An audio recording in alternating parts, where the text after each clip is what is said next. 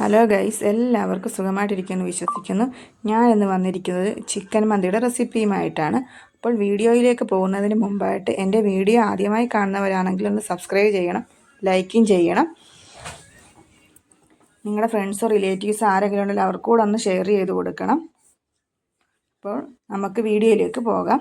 ഞാൻ ഇന്നിവിടെ ഉണ്ടാക്കുന്നത് 1.5 കിലോ അരിയുടെ മന്തിയാണ്. അതിന് ഞാനിവിടെ 3 കിലോ ചിക്കനോളം എടുത്തിട്ടുണ്ട്.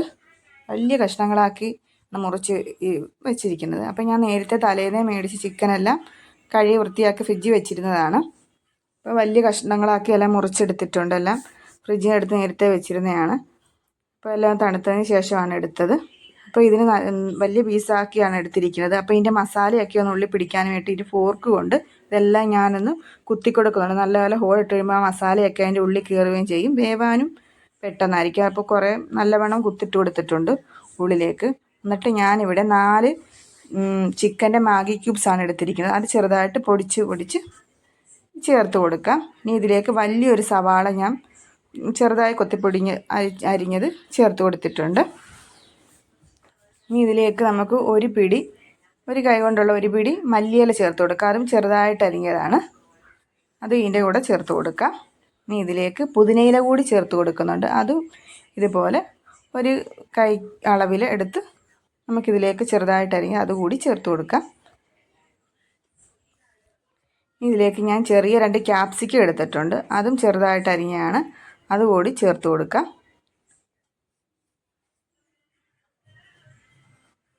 ഇതിലേക്ക് ഞാൻ ഒരു 2 ടീസ്പൂണോളം കുരുമുളക് പൊടി ചേർത്ത് കൊടുക്കുന്നുണ്ട്. 2 ടീസ്പൂണോളം ചേർത്ത് കൊടുത്തിട്ടുണ്ട്.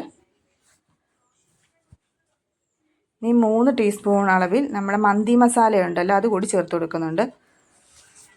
വലിയ ടീസ്പൂണാണ്, 3 ടീസ്പൂൺ ചേർത്ത് കൊടുത്തിട്ടുണ്ട്.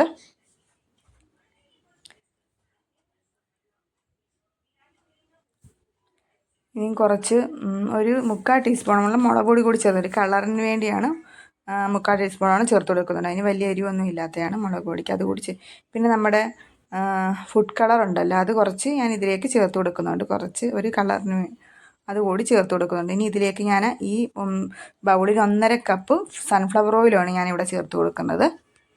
നിങ്ങൾക്ക് ഓയിൽ കൂടുതൽ വേണമെങ്കിൽ നമുക്ക് 1-2 കപ്പ് ചേർത്ത് കൊടുക്കാം. ഇവിടെ ഒത്തിരി ഇത് വേണ്ട, അപ്പോൾ ഞാൻ 1.5 കപ്പാണ് ചേർത്ത് കൊടുക്കുന്നത്.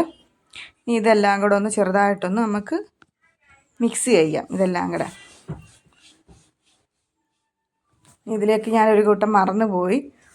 ഉപ്പ് നമ്മുടെ മാഗി ക്യൂബ്സിനകത്ത് ഉപ്പുണ്ടല്ലോ, അപ്പോൾ അതുകൊണ്ട് അത് പുരട്ടിയതിന് ശേഷം മാത്രം ഉപ്പ് ചേർത്ത് കൊടുക്കുക. അപ്പോൾ ഞാൻ കുറച്ച് ഉപ്പ് കൂടി ചേർത്ത് കൊടുക്കുന്നുണ്ട്. പിന്നെ ഒരു അരമുറി നാരങ്ങ ഞാൻ എടുത്തിട്ടുണ്ട്. അതുകൂടി പിഴിഞ്ഞ് അതിൻ്റെ നീര് ചേർത്ത് കൊടുക്കുക. ഒരു ചെറിയൊരു പുളിരസമൊക്കെ കിട്ടുമ്പോൾ നല്ല ഒരു ടേസ്റ്റാണ്. കുറച്ച് മഞ്ഞൾപ്പൊടി കൂടി ചേർത്ത് കൊടുക്കുന്നുണ്ട്. അതുകൂടി ആവശ്യത്തിന് ചേർത്ത് നമുക്കിതെല്ലാം നല്ലവണ്ണം ഒന്ന് മിക്സ് ചെയ്യാം. നല്ലവണ്ണം മിക്സ് ചെയ്തിട്ട് നമ്മളിത് 1 മണിക്കൂറോളം ഫ്രിഡ്ജിൽ വെച്ച് ഇതാകാൻ വേണ്ടി സെറ്റാകാൻ വേണ്ടി ആ മസാലയൊക്കെ ഒന്ന് പിടിച്ചിരിക്കും. 1 മണിക്കൂറോളം ഞാൻ ഫ്രിഡ്ജിൽ വെക്കുന്നുണ്ട്. ഇതെല്ലാം കൂടെ പുരട്ടിയതിന് ശേഷം ഞാൻ 1 മണിക്കൂറോളം ഫ്രിഡ്ജിലേക്ക് ഒന്ന് വെക്കുകയാണ്. എല്ലാം മസാലയൊക്കെ അതിലൊന്ന് പിടിച്ചിരിക്കും. അതിന് വേണ്ടി അപ്പോൾ ഞാൻ ഇതെടുത്ത് ഫ്രിഡ്ജിലേക്ക് വെച്ചിട്ടുണ്ട്. അപ്പോഴത്തേന് ഞാനിവിടെ അടുപ്പത്ത് അരിക്കുള്ള വെള്ളം വെച്ചിട്ടുണ്ട്. വെള്ളത്തിലേക്ക് നമുക്കൊരു 7 ഏലക്ക ഞാൻ ചേർത്ത് കൊടുത്തിട്ടുണ്ട്.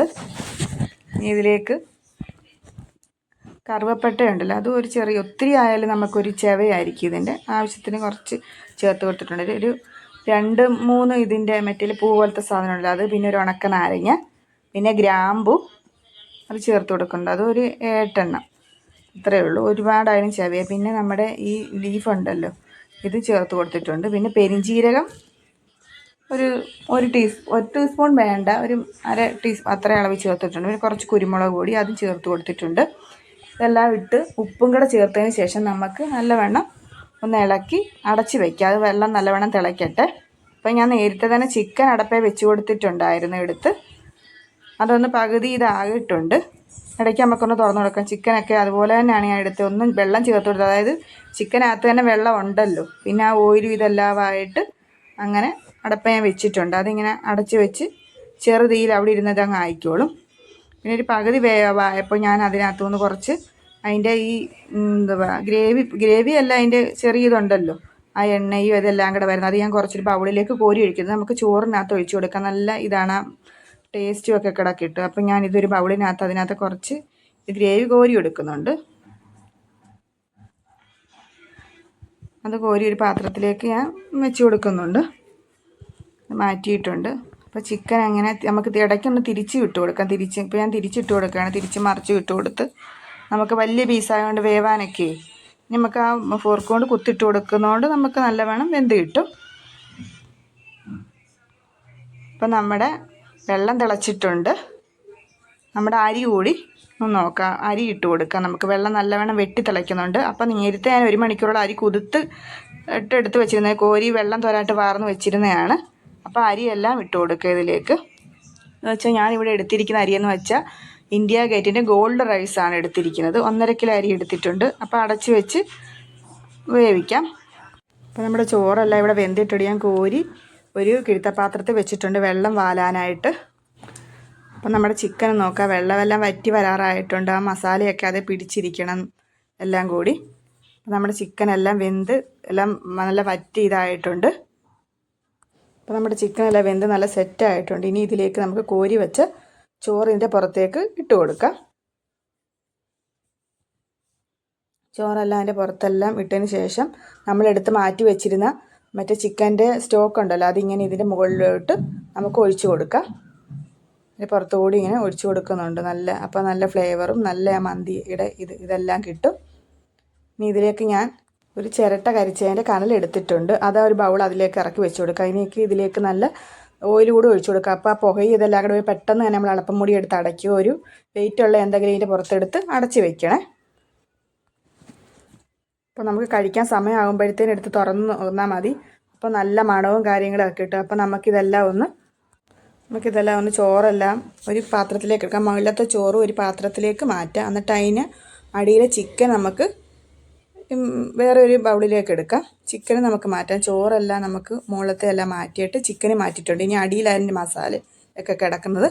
അപ്പം ചിക്കൻ മാറ്റി വെച്ചതാണ്. അപ്പോൾ ആ മസാലയിലേക്ക് നമ്മളിപ്പോൾ മാറ്റി വെച്ച ചോറ് കൂടി ഇട്ട് കൊടുക്കാം മുകളിലത്തെ. അപ്പോൾ അതെല്ലാം കൂടി ഇട്ട് മിക്സ് ചെയ്തെടുക്കാം. അപ്പോൾ നമുക്കിവിടെ ഒരു പാത്രത്തിലേക്ക് സെർവ് ചെയ്യാനായിട്ട് എടുക്കാം. ആദ്യം തന്നെ ചോറ് നമുക്ക് ഇട്ട് കൊടുക്കാം. ഇതിലേക്ക് ചിക്കൻ പീസ് കൂടി വെച്ച് കൊടുക്കാം. ഞാനിവിടെ മയോണൈസും മറ്റേ തക്കാളി സോസും ഉണ്ടാക്കി വെച്ചിട്ടുണ്ട് ഈ കോമ്പിനേഷനായിട്ട്. പിന്നെ സാലാഡും ഉണ്ടാക്കിയിട്ടുണ്ട്, കുക്കുംബറും ഇതൊക്കെ വെച്ച്. മയോണൈസും വെച്ച് കൊടുക്കാം. തക്കാളി ചട്നി ഉണ്ടാക്കിയിട്ടുണ്ട്. അപ്പോൾ നമ്മുടെ ചോറ് ഇവിടെ റെഡി ആയിട്ടുണ്ട്. സാലഡും ഉണ്ടാക്കിയിട്ടുണ്ട്. അടിപൊളി ടേസ്റ്റാണ്. അപ്പോൾ എല്ലാവരും ട്രൈ ചെയ്ത് നോക്കണം. അപ്പോൾ അടുത്ത വീഡിയോ ആയിരുന്നിട്ട് വരേക്കും ബായ്.